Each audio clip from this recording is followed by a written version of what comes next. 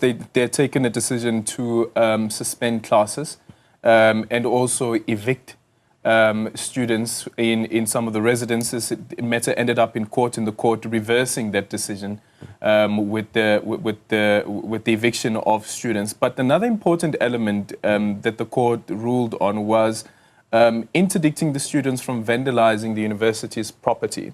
So can we have a conversation that says that on one end, the legitimate concerns of the students are listed, and these are the concerns, including the conditions at these residences and how much is actually paid to the university for that accommodation. And on the other end is the violence that would have come from the students, as the court has said, that it's interdicting the students from vandalizing the university's property.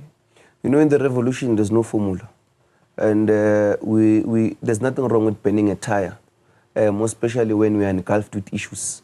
You know, the state of accommodation across, institutions of higher learning at Drilling is atrocious.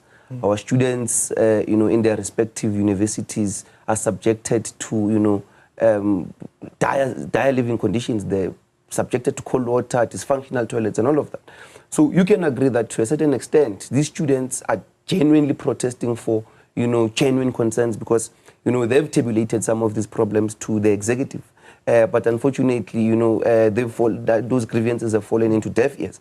But of course, in the revolution, we'll always conscientize our comrades. We'll always conscientize our students that, the banning of university infrastructure at all material times must be condemned because we can't afford a situation where classrooms, lecture rooms, and, the property of the university gets to be vandalized as a result of, the pending concerns that might be, happening at the time. So, in a revolution, we ought to, be conscious of such things, and then we ought to be guided in approach. And of course, we will not sit here, and promote that, students must vandalize university infrastructure because part and parcel of our concerns pertain to the development of infrastructure in universities across the country. Our universities in South Africa are dilapidating. Students are sleeping, in atrocious beds, they are subjected to cold water and all of that.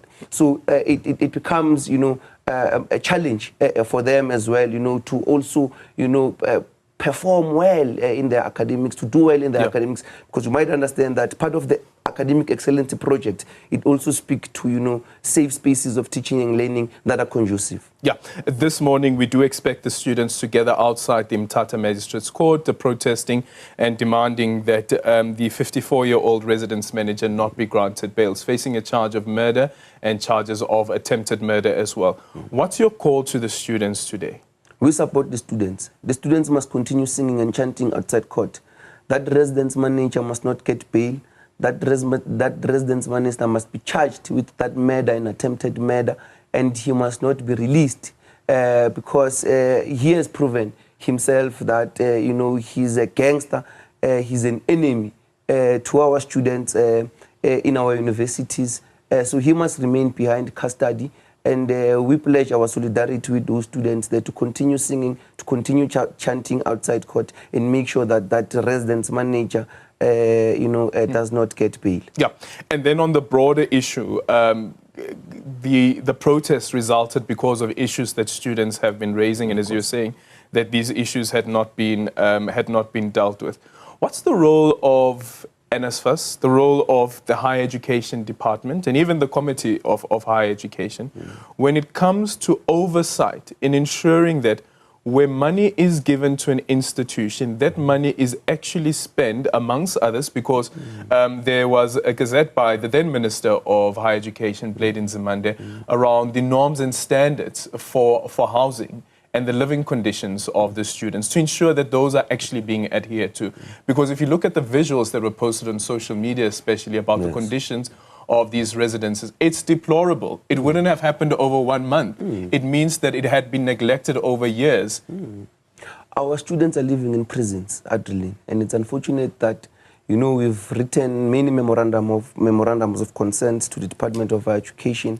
We've written to Parliament, we've written to, the Portfolio Committee as well, to intervene on some of these issues. And that is why we've also called upon for NSFAS to play a role, a critical role in the accreditation part of, giving, a license to some of these buildings, because I can tell you that student accommodation in South Africa has become a business for gangsters and for criminals that don't have, an agenda to make sure that our students get, conducive spaces of teaching and learning. These guys have, organized themselves to be a group that, seeks to, pursue, their personal interests, of course, milking out of, this NSFAS coffers. So we've called upon for NSFAS and, of course, for Parliament to play a role, in doing this oversight, to check the living conditions in those particular residences, to check, the living conditions of where our students are staying. Because what universities have done, they've taken that responsibility to give accreditation to service providers. And many of these service providers are friends of the executive. They are friends of these people who are in charge of some of these things in our universities. So I can tell you, our students are subjected to those conditions. Our students can't even voice their concerns, because when immediately when they start voicing their concerns, you'll find a res manager taking out a gun to kill them. They'll always be intimidated by those that are at the helm of the administration, and unfortunately, their concerns will just fall into deaf ears of those that are at the helm of this particular part of the accreditation process. Yeah, just a quick final one. Is there been any message from the family, Sisonke, about what happens now at the funeral? And we will be going to visiting the family. We are planning on going to the Eastern Cape, the Western Cape, on Thursday to go and convey our condolences, because Sisonke is one amongst many. Mm-hmm. There are many students that have died in the hands of police and private security in this country. There are many students that have been shot and killed in protests in this country, fighting for genuine concerns. So we will be visiting the family. We know that the minister had went to visit the family last week to convey her sincerest condolences.